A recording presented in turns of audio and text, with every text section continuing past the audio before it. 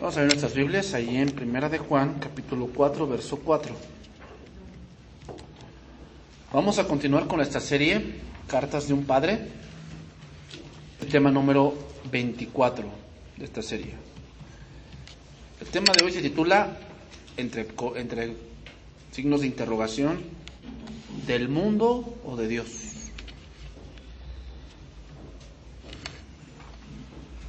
¿De dónde crees que sea uno que utiliza la Biblia como fuente de ganancia? Entonces tú dices, no, pues del mundo. Bueno, te voy a hacer otra pregunta. Entonces, ¿por qué hay mucha gente ahí?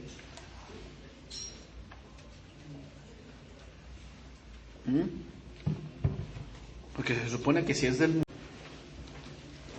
pues no debería tener tanta atención, porque es del mundo. Este es uno de los razonamientos muy terrenales que podemos tener y te van a llevar a un error. Mira, vamos a estudiar y vamos a ver esta parte. Primera de Juan 4:4. Hijitos, vosotros sois de Dios y los habéis vencido, porque mayor es el que está en vosotros que el que está en el mundo. Ellos son del mundo, del mundo y el mundo los oye. Nosotros somos de Dios. El que conoce a Dios nos oye. El que no es de Dios no nos oye. En esto conocemos el espíritu de verdad y el espíritu de error. Amados, amémonos unos a otros, porque el amor es de Dios. Todo aquel que ama es nacido de Dios, no sea Dios. Mira, si algo tiene el hombre, es el tono de ser relativo. ¿Qué es esto? La relatividad. Que para el humano no hay verdades absolutas, sino que entre la verdad y la mentira puede haber verdades y mentiras que cambian con respecto al tiempo. Yo una vez escuché a un hombre que dijo, bueno, es que cuando Dios citó ese punto de que no se haya en tu pueblo quien se eche con varones o se eche con una bestia como con mujer, eso es abominación. Entonces él dice, sí, bueno, dice allí, pero es que lo dijo porque en ese tiempo la gente era algo común que hicieran eso. Por eso Dios lo prohibió, pero eso ya tiene muchos años. ¿Qué está diciendo? Que eso ya no tiene validez. O sea, tú vas a decir que en ese tiempo lo hacía el hombre y hoy también. Algo que debemos entender es que la palabra de Dios es eterna. O sea, es decir, no cambia con respecto al tiempo. O sea, las leyes pueden cambiar, pero la Biblia está por en las leyes. ¿Ok? La Biblia es de todo momento. Sin embargo, el hombre tiene esa parte de, bueno, es que eso es lo que dices tú, pero yo tengo mi forma de ver las cosas. Y ahí hay un problema. Yo escuché de otra gente que decía, hay algunas partes en la Biblia que no son inspiradas por Dios. ¿Perdón? Sí. Y me sacó el versículo de Corintios cuando dice, con respecto, las hijas se deben de casar ya, no tengo mandamiento del Señor, mas doy mi parecer, así dice Pablo. Y ahorita eso, el parecer de Pablo es su opinión de él, eso no es inspirado. ¿Y sabes lo que Pablo está diciendo allí? Está diciendo, con respecto a eso que me escribieron, no hay lícito del Señor que haya dicho así concienzudamente, pero te voy a decir lo que Dios dice. Esa es otra cosa, pero dicen, es que eso no es inspirado por Dios. O sea, entonces, el pensar esto, el ser humano piensa mucho en la parte de todas las religiones llevan a Dios, ¿no? Todas las religiones llevan a Dios. Ellos le llaman tener la mente abierta. O sea, yo los escucho y hay algunas cosas que me hacen muy cuerdas. Sí. Ellos dicen que esa manera de pensar que ellos tienen va a hacer que ellos tengan un mejor razonamiento, que no tengan una mente cuadrada. ¿Qué es eso? que nada más tú ves las cosas como ahí lo dice. No, tienes que tener una mente más abierta. O sea, tienes que darte chance de conocer otras cosas, porque no creo que la Biblia sea la única verdad, ¿eh? O sea, hay otras cosas que podemos ver. Fíjate, la mente abierta, supuestamente. Eso es un grave error, ¿eh? Tú debes tener la mente dispuesta a las cosas de Dios. Pero esas cosas de que el Krishna y que espiritismo, oscurantismo, la magia blanca, la magia morada y todas esas cosas, no tienen razón de ser, ¿no? Sin embargo, la Biblia tiene verdades absolutas, y así lo dijo Cristo, ¿no? Que solamente hay dos puertas. Ahí Mateo 7:13, Mateo 7:13 dice: entrad por la puerta estrecha, porque ancha es la puerta y espacioso el camino que lleva a la perdición, y muchos son los que entran por él. O sea, fíjate, no dice, hay diferentes puertas, hay diferentes caminos que llevan a Dios, y hay uno que está muy ancho. No, hay de dos solamente: o uno angosto o uno ancho, no hay más. 7:14 de Mateo: porque estrecha es la puerta y angosto el camino que lleva a la vida, y pocos son los que la hallan. No. Andar en un camino estrecho es difícil. Generalmente, hermanos, al hombre le gustan los atajos. Si tú vas por decir, a la Coatlapanga, aquí al cerrito que tenemos aquí, tienen un camino de carretera y va haciendo ondulaciones así. Entonces, ¿qué es lo más fácil? Cortar. O sea, si va a ondular y va a después darle una curva, pues es mejor que yo me siga derecho y corte ese camino. Ese es el problema del hombre. O sea, el camino ya está trazado, es así. Ese es Cristo. ¿Qué quiere el hombre? Una religión, entonces quiere cortar. No, también puedo hacerlo así. No, mira, es que Dios dice que lo hagas así. No, pero yo puedo hacerlo así. Y entonces entramos a un error. ¿Cuál? El que nada me toca porque soy cristiano. Nada me toca porque soy cristiano. Primera de Juan 4:4, vamos a empezar a estudiar. Primera de Juan 4:4. Entonces, ¿es una verdad que nada te toca sin la voluntad de Dios? Sí, es una verdad. O sea, sí lo dice la Biblia. Pero también es una verdad, hermanos, que Dios a veces permite que te toque. Pregúntale a Job. ¿Cómo era Job? Recto, apartado del mal. Dice que hacía todos los días sacrificio por él y por sus hijos. Ser un hombre, de verdad, un hombre temeroso de Dios. Sin embargo, Dios permitió que Satanás le quitara todo. Y aún así que le diera enfermedad. Ay, pero es cristiano. Ese es un gran problema que tenemos, que muchas veces pensamos que por cristianos no me tienen que robar a mí. Porque soy cristiano, no, pues a mí no me tienen que asaltar, ¿cómo crees? No. Porque soy cristiano, en mi casa no tienen que espantar. Que luego ves que se cierra la puerta. Aquí en su casa tiran los... ¿En serio? Sí, no hay nadie en la cocina y de pronto se cae la jarra. Aquí, sin mentirles, yo he estado aquí en este lugar en la noche y me tocan la puerta. Ay, yo soy cristiano. ¿Qué pasa, pa? ¿Qué pasa, pastor? ¿Qué pasa? ¿Por qué eso? Porque soy en cadenas en mi casa. Que arrastran las cadenas ahí en el techo. Que alguien va caminando. Si soy cristiano. Y la Biblia dice ahí que mayor es el que está en mí que el que está en el mundo. ¿Sí? Aquí la palabra mayor, en el 4 de Primera de Juan, viene de una palabra que tú conoces. La palabra griega es mega. La conoces, ¿no? Cuando vas al súper, recuerda, la mega comer. Habla de algo abundante, algo muy grande. Ahora, va bien otra pregunta. lo que está en nosotros, ¿qué es lo que está en nosotros? El Espíritu de Dios, obviamente, ¿no? El Espíritu de Dios está en nosotros.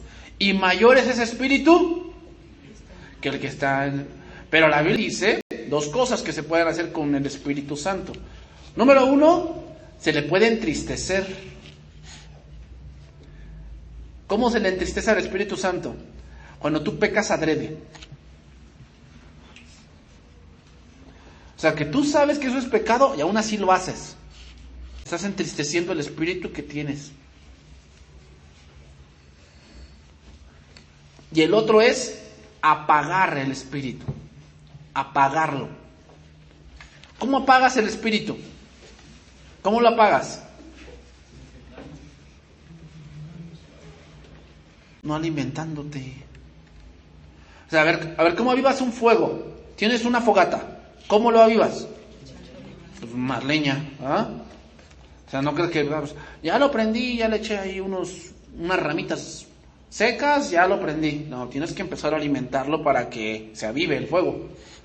Pues hay muchos que tienen el espíritu apagado porque no se alimentan de la palabra. O sea, viven en ayuno espiritual. No, hermanos, el ayuno no es espiritual, es físico, ¿eh? Si quieres ayunar está bien, pero no es espiritual de que pues no le doy de comer a mi espíritu durante 2 semanas. No, entonces tiene el Espíritu de Dios.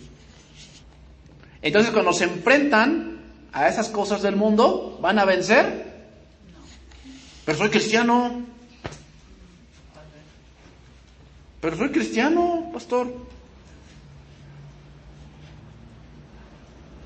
Es normal, hermano, fíjate, es que cuando tú estás en tu casa y de pronto el espíritu te mueve la silla, porque puede hacerlo, te mueve la mesa, es normal que te venga miedo. Eso es normal. Pero es decir, mayor es el que está en ti. ¿Sabes cómo vas a vencer ese miedo? ¿Te acuerdas de la gran tempestad con los apóstoles? Iban en la barca y le dijo el Señor, pasemos al otro lado. Y el Señor estaba cansado, atendió una multitud muy grande y se fue a dormir. Y de repente se levantó una tempestad. Y dice, tanto que se anegaba. Y fueron y lo despertaron. Señor, ¿qué no te da cuidado? ¿Y qué les dijo el Señor? Hombres de poca fe. ¿Qué quiere decir eso? ¿Por qué es poca tu fe? La fe, ¿por qué viene? Pues ahí te das cuenta, ¿por qué no vences? ¿Por qué tanto te gana la cobardía? ¿Por qué? Tienes poco. Pero soy cristiano. ¿Y? ¿Con que seas cristiano? Ser cristiano no es un amuleto, ¿eh? Ser cristiano habla de que tienes comunión con Dios. Pero si no tienes avivado el espíritu, sí, ese espíritu es mayor, pero nunca lees. La oración, pues bueno, nada más cuando tengo problemas la utilizo. 2 Corintios 4:4 habla de este espíritu al cual está en el mundo. Dice, en los cuales, 2 Corintios 4:4, este siglo cegó el entendimiento de los incrédulos, para que no les resplandezca la luz del Evangelio de la gloria de Cristo, el cual es la imagen de Dios. Una vez un cristiano llegó conmigo y me dice, pastor, ¿qué cree? En el Discovery ya descubrieron la tumba de Jesús. Y que estaba con otras urnas que eran sus hijos y María Magdalena. ¿Qué vamos a hacer? ¿Qué vamos a hacer de qué? Pues ya, lo que dice la Biblia es mentira.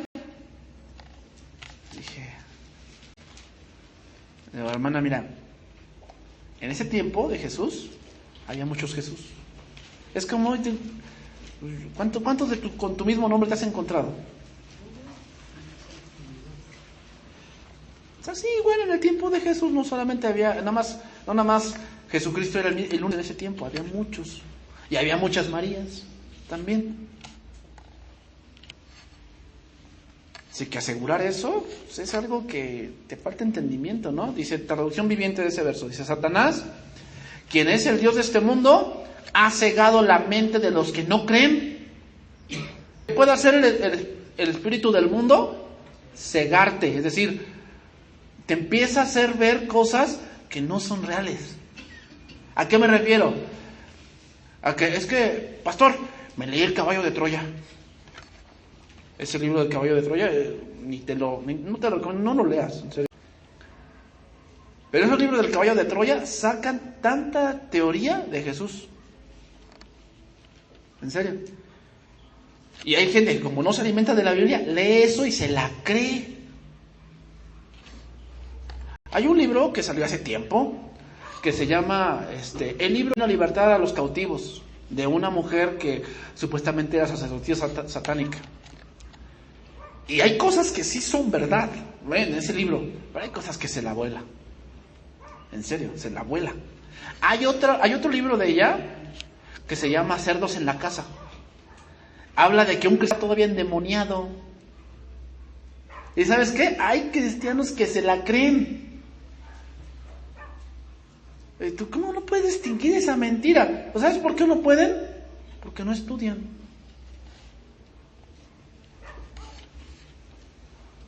Ahora, ¿cuál es el contexto del paso 4 de Primera de Juan? Probar los espíritus. Probar los espíritus. Mira, Pablo le escribió también de esto a Timoteo. Primera Timoteo 6:11. Vamos a ver algo aquí.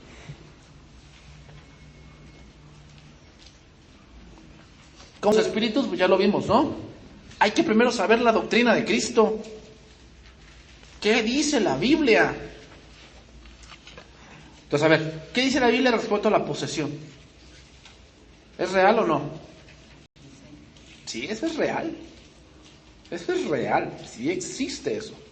Bueno, ¿cómo me voy a enfrentar a algo de eso? Bueno, una de las cosas es que Jesús, fíjate, cuando pasó a la región de Gadara, dice, pasó a la región de los Gadarenos y le salió al encuentro. O sea, tú no debes andar buscando endemoniados. Dios te lo va a poner cuando sea el momento. Y ahí debes de estar bien, ¿qué? Fortalecido. Pero soy cristiano. Si eres cristiano te va a dar una revolcada si no estudias. No porque seas cristiano ya nada me toca. No. Ya dice, Pablo aquí le habla a Timoteo y le dice, mas tú, oh hombre, versículo 11, huye de estas cosas. Sigue la justicia, la piedad, la fe, el amor, la paciencia, la mansedumbre. Pelea la buena batalla de la fe. Echa mano de la vida eterna, a la cual fuiste llamado, habiendo hecho la buena profesión delante de muchos testigos.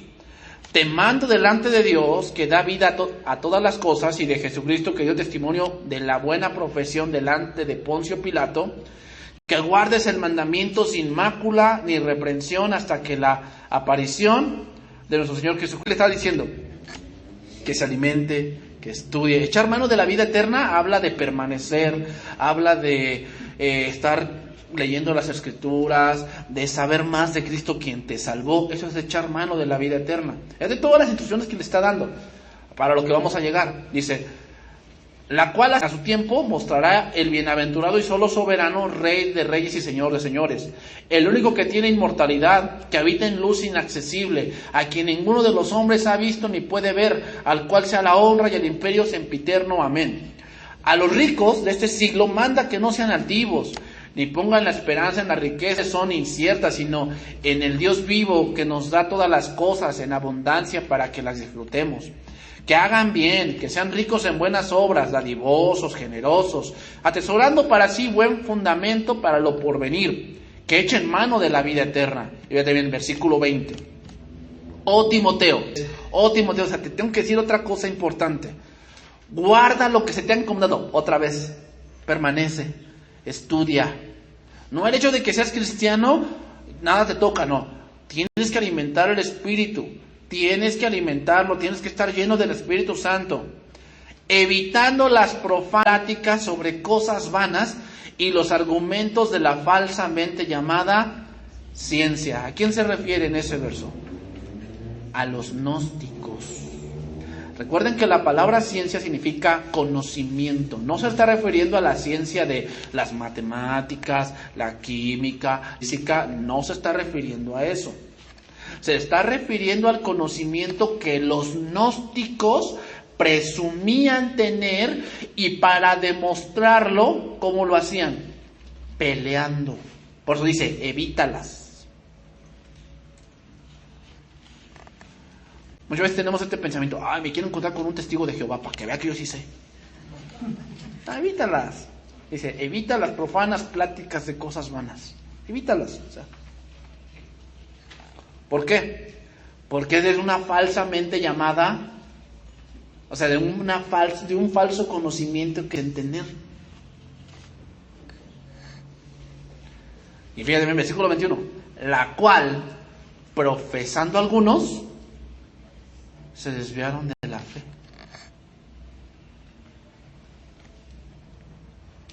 Aquí la palabra desviaron es una palabra griega astogeo y significa errar el blanco.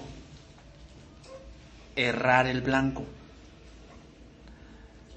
Y vete, otra parte que significa apostatar. Apostatar. Entonces aquí desviarse es abandonar el evangelio. Pero pastor, si estaban adentro, yo digo que también eran cristianos, ¿cómo es que se fueron? Porque dejaron de permanecer en Cristo, dejaron el estudio, dejaron el discipulado, dejaron la oración. Entonces ese espíritu de ese falso conocimiento, ¿qué hizo con ellos? Los desvió. Entonces no estés pensando que, no, yo no voy de Cristo porque yo soy cristiano y nada me arrebata. No, sí permaneces. No es porque seas cristiano, es si permaneces en la palabra. Nada te va a arrebatar de la mano de Dios. Nada. Si permaneces. Porque si no, esto no tendría sentido. ¿Que se le escapó de la mano de Dios tus hombres? ¿Que se desviaron? ¿A Dios se le escapó? ¿Cómo? Bueno, dice que mayor es el que está en nosotros que el que está en el mundo. Sí, es una verdad. Pero falta el otro lado. ¿Cuál? Estar alimentándose. O sea, ahorita tú puedes estar aquí bien firme, yo con Cristo, pero abandona la ley de Dios, abandona el estudio, abandona el discipulado, y vas a ver cómo empiezas a agarrar otro camino. Y ya vienes con tus ideas locas de que, no, es que en otro lugar me dijeron que no es para tanto, pastor. O sea, yo puedo ir a pechito. Tu falsamente llamada ciencia.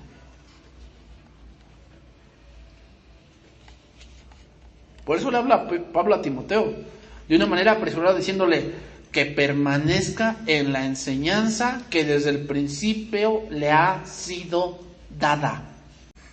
Tienes que permanecer. ¿En qué? ¿En la iglesia donde naciste? No, en la palabra. Porque mayor es el que está en nosotros. ¿En qué punto? ¿Cuál es el contexto de ese verso? En el discernimiento. El contexto es probar los espíritus. Entonces, ¿por qué es mayor? O sea, mayor que toda mentira es el Espíritu de Dios. Obviamente vas a dar cuenta, pero si no lo alimentas, o sea, aunque seas cristiano de cuna, de que yo nací cristiano. Bueno, pregúntale a padres cristianos que así nacieron sus hijos, a ver si nacieron cristianos.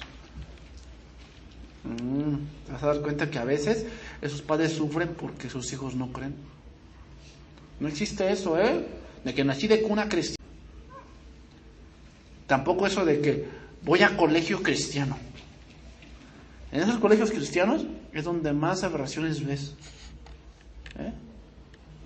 Así que no sé. Yo lo meto al colegio cristiano para que no se contamine con el mundo. Hermanos, no os hagáis.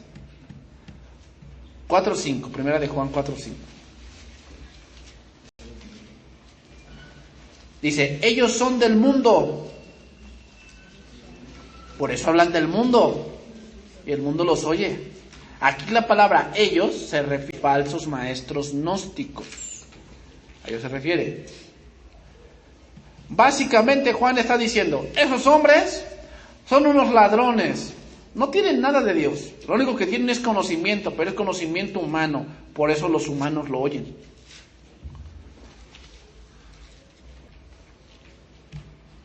A ver, vamos a hacer una pregunta. ¿Por qué la gente le cree más a un libro escrito por un hombre que a la Biblia?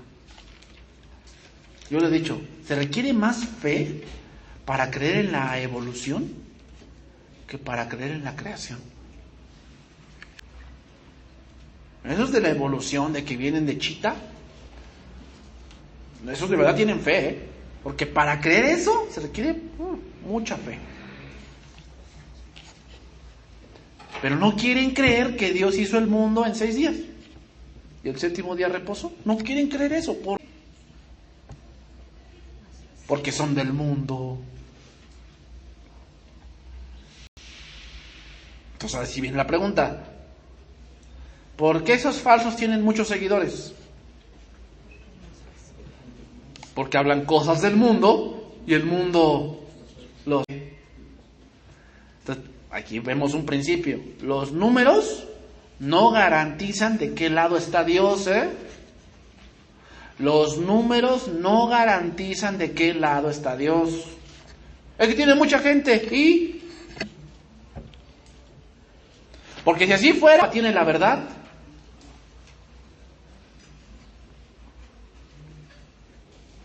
Porque el Papa tiene muchos seguidores. Si no, date cuenta, el mes que viene, ¿cuántos van a ir a la villita? Uy, tienen la verdad. Otro principio, la popularidad no es lo mismo que la verdad, ¿eh? La popularidad no es lo mismo que la verdad. Ve a Noé. ¿Cuántos se salvaron con Noé? Nada más él, su esposa, sus 3 hijos y sus 3 nueras. ¿Y los demás? No, es que el mensaje de Noé no era popular. Imagínate, le estaba diciendo por 400. Le estaba diciendo, a ver, arrepiéntanse, va a venir un diluvio. Y ahí veían la gente cómo estaba construyendo un barco. Noé, si el mar queda como a 2-3 kilómetros, y está construyendo un barco aquí. Ja, ja, ja, ja, ja. Ay, Noé. Y nos dices que va a llover si nunca llueve. Noé no era muy popular. Entonces, ¿quién tenía la verdad? ¿Noé o los demás? Ya reflexionan. A ver. Los números no garantizan de qué lado está Dios. ¿Qué me dices de Juan el Bautista? Bueno, ¿qué me dices de Cristo? ¿Cuántos quedaron al final? ¿Has leído Juan 6? Una multitud de 5,000 hombres, más o menos alimentó en ese momento 15,000 personas. Más o menos. Y cuando les dijo, si ustedes no comen el verdadero pan del cielo, ustedes no tienen vida en ustedes. Soy el pan de vida. Y el que me come a mí tiene vida eterna. Todos ellos dijeron, dura es esta palabra, ¿quién la puede oír? Y desde entonces ya no andaban con él. ¿Qué pasó con toda esa multitud? Hasta que quedaron nada más 12. Y todavía les dijo, ¿se quieren ir tú también ustedes? Si se quieren ir, pues órale. Vámonos.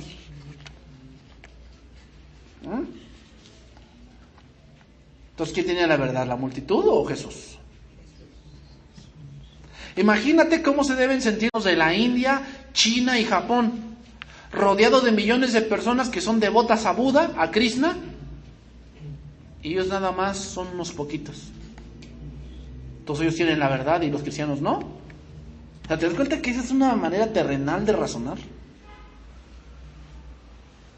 Porque yo sé que en la tele a lo mejor ves a mucho, no, ve ese auditorio que tiene. No, hombre, está lleno. ¿Por qué será? Bueno, debes de discernir lo que predica. ¿Habla del mundo o habla de Cristo? Porque si habla del mundo, ¿quién tiene metido ahí adentro? Sal. Al mundo, porque si el que habla del mundo, el mundo lo oye. Imagínate un cristiano en medio de un salón de clases donde solamente estás tú.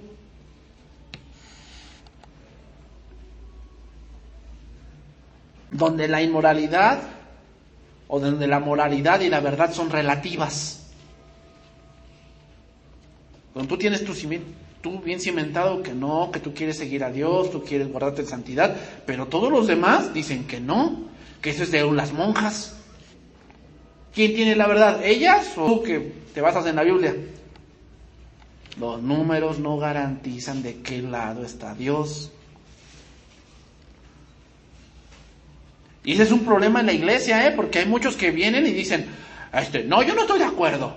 Y piensan que porque no están de acuerdo con cierto canto, con cierta predicación que el pastor dijo, y ya son 2 o 3, entonces ya, voz del pueblo, voz de Dios. Pero muchos tratan la iglesia así, a ver, ¿de qué quieren que les predique, hermanos? Ay, no, hermanos, predíquenos de que somos unos campeones. Ah, sí, ellos mandan. Y si ellos dicen eso, ¿de acuerdo? Sí, Dios está de acuerdo. Es que aquí no estamos en el PRI, ni en el PAN. Aquí Dios me va a dar el mensaje que les tengo que dar. Y si no les va a gustar, pues bueno, no es mi mensaje, es de Dios. O sea, a la gente no le gustaba. A ver, ¿por qué crees que estaban los fariseos y los sacerdotes enardecidos contra Cristo? Dice, porque su palabra no hallaba cabida en ellos. Entonces, ¿quién tenía la verdad? ¿Los fariseos o Cristo? Ay, a Dios sabiendo el entendimiento. Entonces, el hecho de que haya mucha gente no quiere decir que ahí está Dios. Tienes que probar los espíritus. Es decir, ¿qué quiere decir? Escuchar su doctrina si es de Dios. Imagínate ser el único cristiano en medio de una familia numerosa. Que tienes 7, 5, 6 hermanos y tú eres la única cristiana, el único cristiano. ¿Quién tiene la verdad? ¿Es que nosotros somos más? Nosotros somos más, entonces yo pienso que tú estás equivocada, porque a ver, ¿cómo tú nada más piensas diferente y nosotros pensamos igual? ¿Quién está equivocado? ¿Te das cuenta? O sea, entonces tú tienes que no argumentar tus cosas, sino lo que Dios dice. Fíjate bien, la palabra de Dios es más poderosa que una tesis para el doctorado. La palabra de Dios es más poderosa que una tesis para el doctorado. Y más poderoso y fielmente y más influyente que cualquier programa de televisión. La palabra de Dios. La que tienes ahí en tus manos. Vamos a ver, Efesios 4:13. ¿Cómo actúan estos hombres? Que son del mundo, obviamente.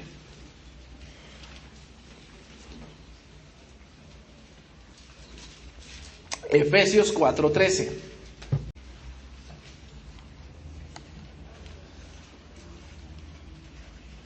Dice ahí. Efesios 4:13 y 14. Hasta que todos lleguemos a la unidad de la fe y del conocimiento del Hijo de Dios, a un varón perfecto, a la medida de la plenitud de Cristo, para que ya no seamos niños fluctuantes, llevados por donde quiera de todo viento de doctrina, por estratagema de hombres que para engañar emplean con astucia las artimañas del error. Vamos a estudiar ese verso 14. Entonces lo que hacen, son expertos en poner trampas y en poner lazo de interrogación, es decir, en poner dudas. Primeramente, la palabra estratagema viene de una palabra griega kubeia, que significa cubos. Cubos. Da la idea de un cargado. ¿Cómo es un dado cargado? Que siempre va a caer en ese lugar. O sea, tú por más que lo agites, donde esté cargado, está cargado al lado, al número 1, lo agitas y lo echas y siempre va a caer 1. Siempre. Ese es un dado cargado, tiene una trampa. Entonces, ¿Qué quiere decir? Que hablan o utilizan la Biblia para que al final él salga ganando. Utilizan la Biblia de tal manera que tú seas el perdedor y él es el que tiene la verdad. Son hombres que idean tanto su falsa doctrina que es como un dado cargado que siempre saldrá el número que él quiere. Y tú siempre perderás. Predican de la prosperidad, pero el único que prospera es él.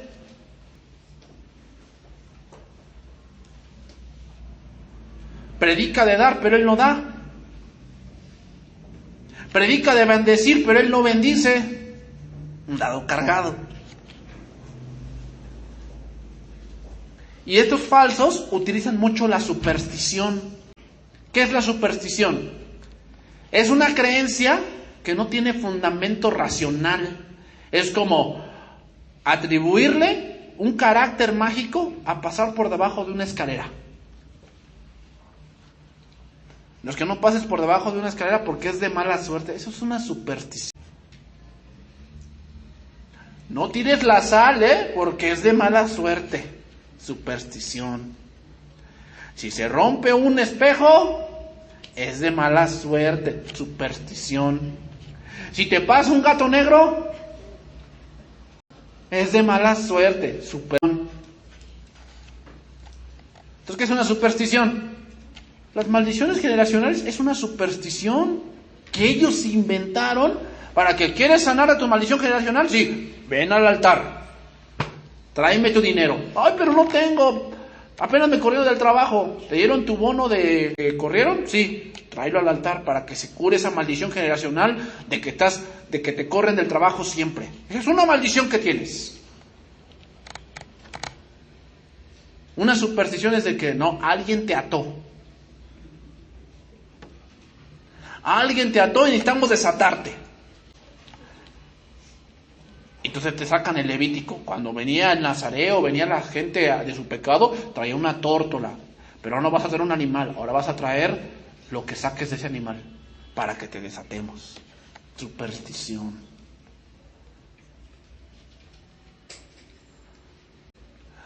Ay, pastor, es que la verdad me siento mal, me siento como enferma. No digas eso. Porque lo que piensas es lo que recibes. Superstición. Entonces, Cristo pensaba mal cuando él decía, vamos a Jerusalén, y de cierto Hijo del Hombre será entregado de manos de pecadores y será muerto, pero al tercer día, ay, qué mal piensas, Jesús. No pienses así, porque lo que piensas recibes, Señor. Superstición. Y la iglesia está lleno de eso. ¿Y quién hizo eso? Es un hombre con un estratagema. Ideó algo, un dado cargado, para que cuando lo aviente, ya ven, ustedes perdieron y yo gané. Idean tantos planes que tú dices, ¿cómo pueden creer eso la gente? ¿De dónde vino? Pues lo leyó el mundo. Y de ahí lo sacó, son muy meticulosos para engañar. Hablan del mundo y el mundo los oye. Dice ahí, por estratagema de hombres, seguimos ahí, que para engañar emplean con astucia las artimañas de la palabra artimañas. Es una palabra griega, metzodeia, que significa trucos. Habla como de un mago que hace trucos. ¿Has visto esas gentes que tienen cartas? Sí, ya. A ver, te enseño esta carta. ¿Ya la viste? Sí. ¿Ya sabes cuál es? Sí, es el 5 de espadas. Entonces empiezan a moverle. ¿De dónde está tu carta? ¿Sabes qué hacen esos hombres? Distraer tu vista en algo para ellos hacer trampa en otro lado. Eso es lo que hacen esos hombres. Hacen que pongas la vista en tu necesidad, de lo que tú tienes, lo que estás pasando. Y no ves la solución, que es como una carta. Aquí está la solución. ¿Ya la viste? Sí. Pues empiezan a mover toda la mano, así. No, pero ahí estaba. artimaña. Significa, es una palabra compuesta esta palabra, y significa, descomponiéndola, hacerte viajar.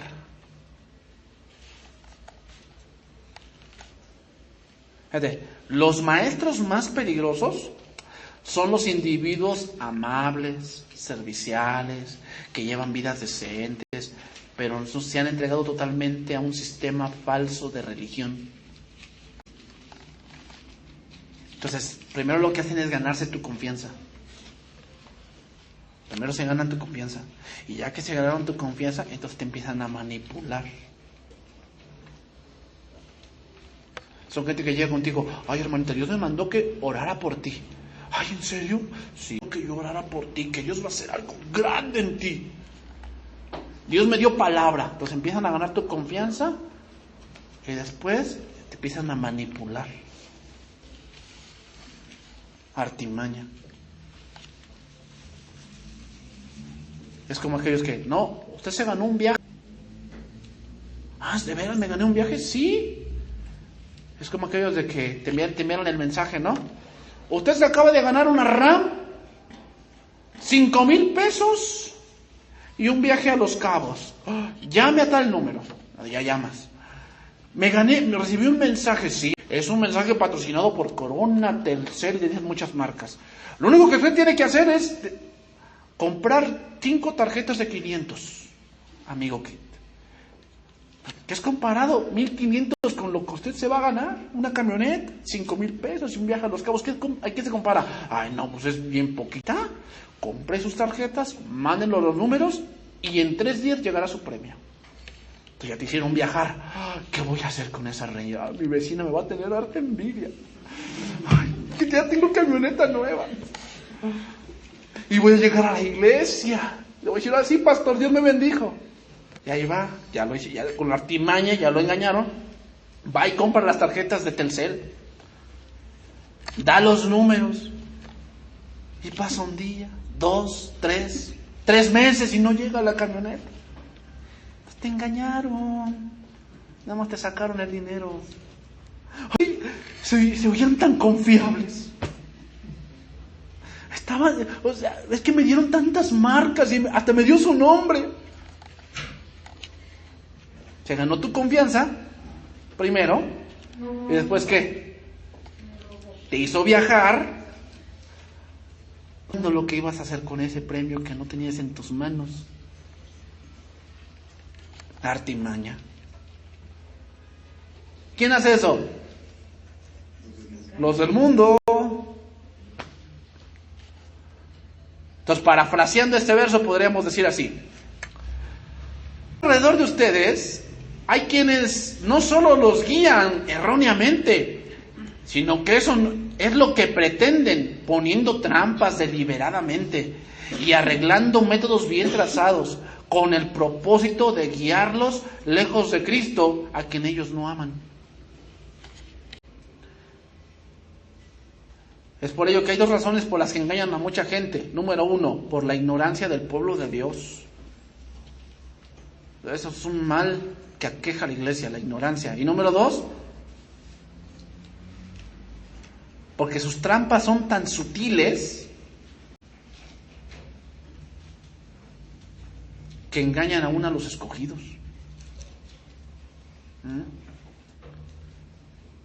Primera de Juan 4:6. Dice ahí, Primera de Juan 4:6.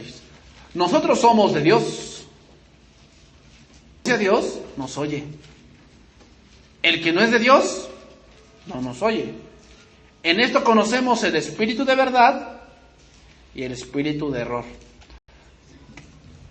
Aquí la palabra error, espíritu de error, es una palabra griega plane. Plane. Y significa desviarse de la ortodoxia. ¿Qué es la ortodoxia? Las cosas que al principio escuchaste de Cristo. Siempre una falsa doctrina te va a hacer desviarte de Cristo. Siempre. que pongas tus ojos en el apóstol o pongas tus ojos en ti mismo. No, tú eres el campeón. Tú puedes. No, tú decrétalo, establécelo y se va a hacer. Eso es soberbia. Eso es soberbia. Porque si lo estableces y lo decretas, no requieres a Dios. Tú te estás poniendo en el lugar de Dios. De que si tú lo dices se va a hacer. ¿No? Te está alejando de Cristo. Eso no es de Dios. La palabra plane en el griego se emplea para los cometas. ¿Cómo es un cometa? Pues hay un cometa muy famoso, el cometa Halley, ¿no? Que pasa en cierta cantidad de años vuelve a pasar por la Tierra. Y después se va, hace su recorrido y llega a esa cantidad de años y ¿qué? Vuelve a pasar. Así es uno que se deja llevar por el mundo. Lo ves un tiempo acá, lo ves un mes aquí sentado escuchando la palabra de Dios y después se va como el cometa Halley, se va ahí a vagar por el mundo, no sé qué andan, y en cierto tiempo venir otra vez. Así andan como cometas mucha gente.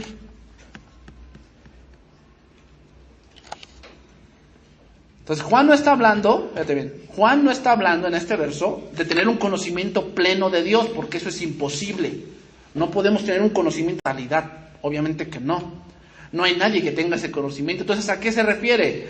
Se refiere a permanecer en la doctrina de Cristo. Entonces, nosotros somos de Dios. El que conoce a Dios, ¿qué quiere decir conoce? El que está en la doctrina de Dios. Eso quiere decir, el que está en la doctrina de Dios, pues nos oye. O sea, cuando tú estás escuchando la palabra de Dios, ¿cuál es tu anhelo en tu espíritu? Escuchar más de Dios.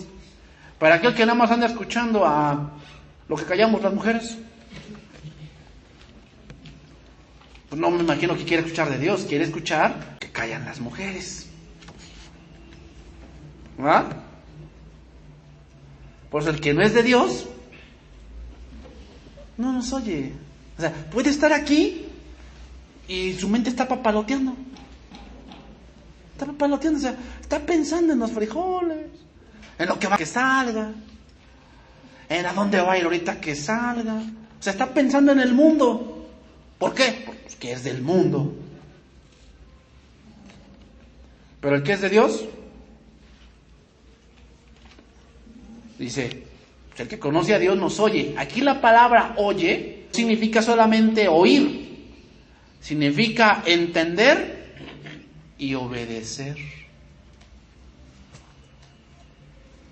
Entonces, ¿cómo te das cuenta de que eres de Dios? Porque estás aquí, oyes, entiendes y obedeces. Entonces eres de Dios.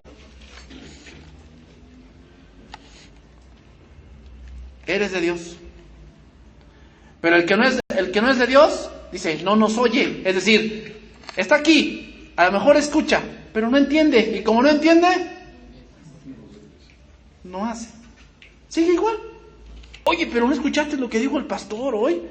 Precisamente de eso nos está hablando el pastor, de que discernamos. Ay, no. Ay, tú te amas con el pastor. No, o sea, tú también debes tener convicción propia.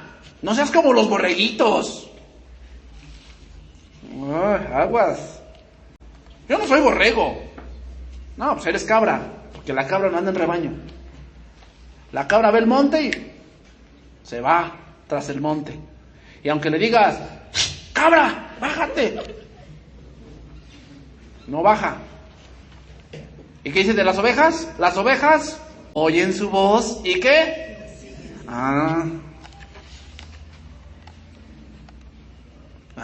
¿Cómo me doy cuenta de que eres oveja o eres cabra? Porque entiendes y obedeces. ¿Eres de Dios o del mundo?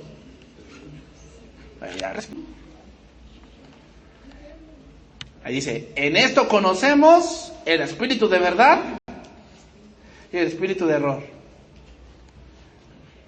Entonces, ¿cuál es la diferencia entre el espíritu del error y la verdad? Porque el del error anda de aquí para como un planeta, ¿Has visto la órbita de la Tierra? A veces está más cerca del Sol, verano, y cuando está más lejos, en invierno y así. Entonces, hay algunos que a veces tienen problemas, se acercan a Dios, como la Tierra, cerquita del Sol. Cuando ya se les pasó, se van al invierno. Es el espíritu del error.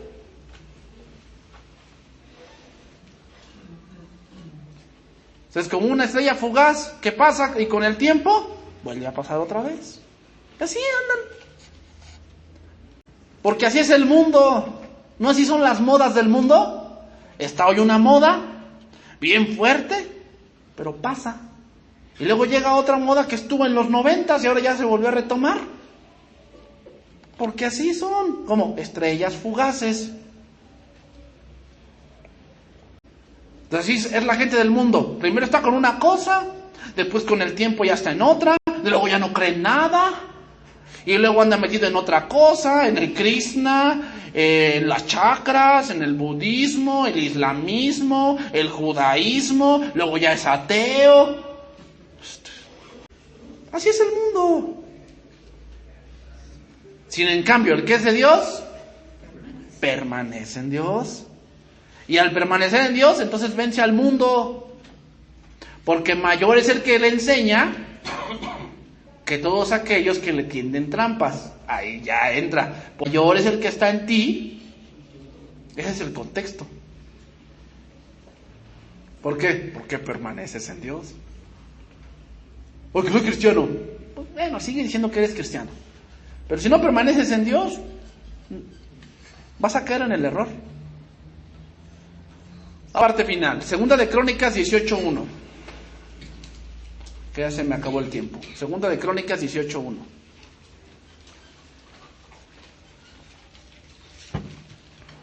Vamos a ver un ejemplo de esto. ¿Ah?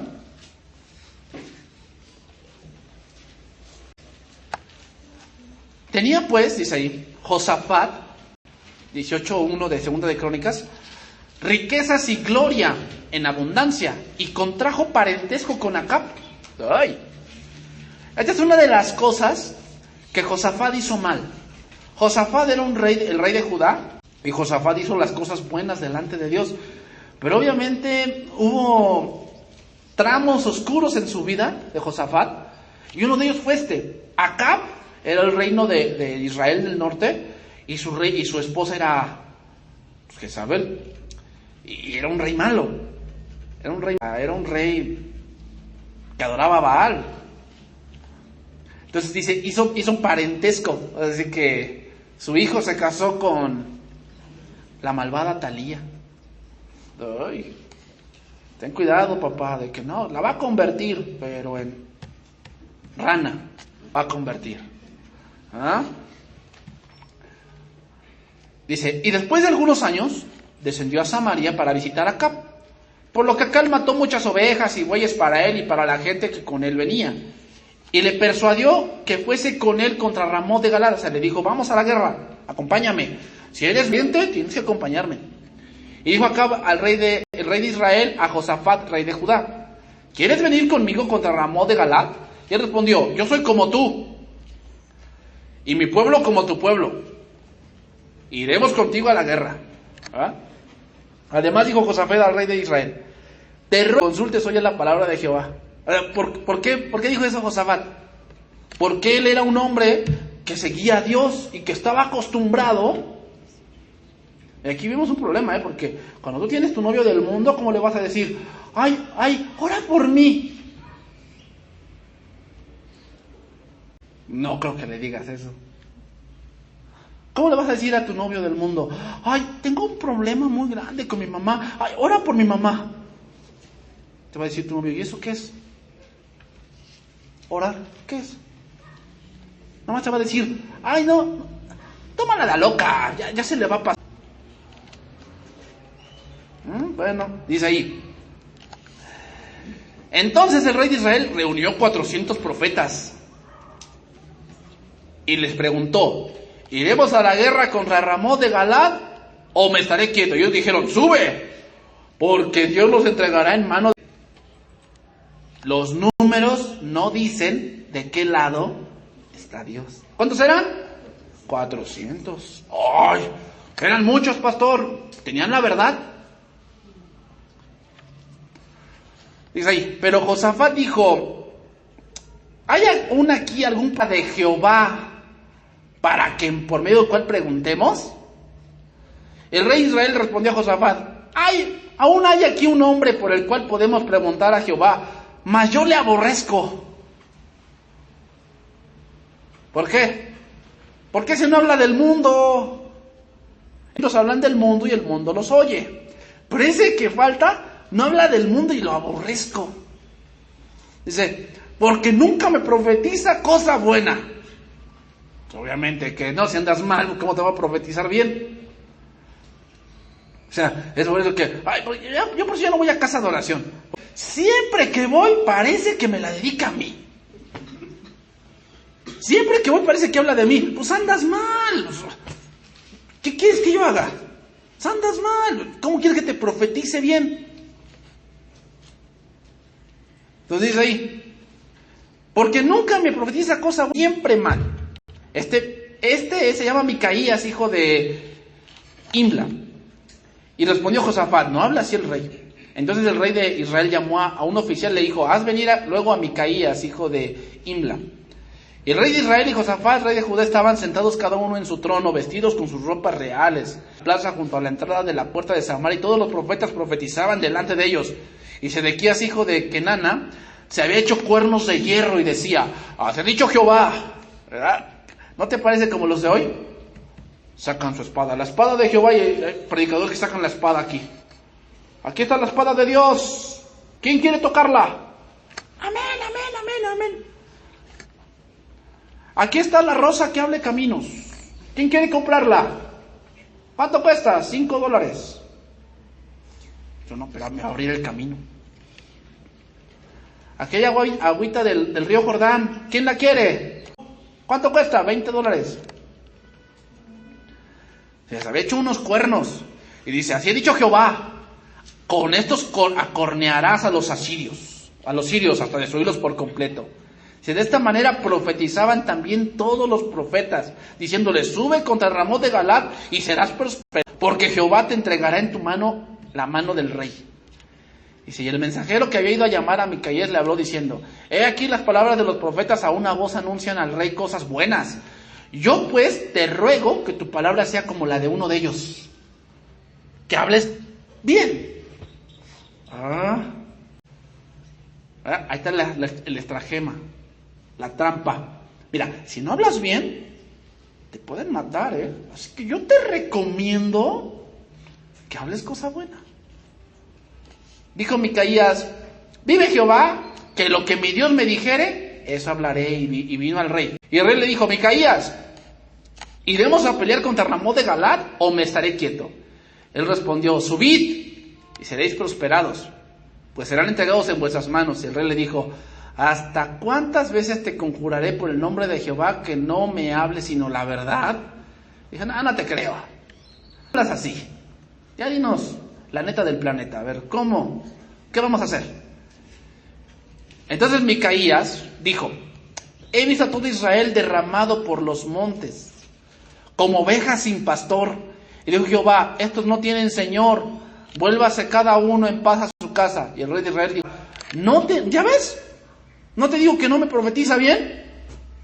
Por eso me cae gordo, que no me profetiza bien.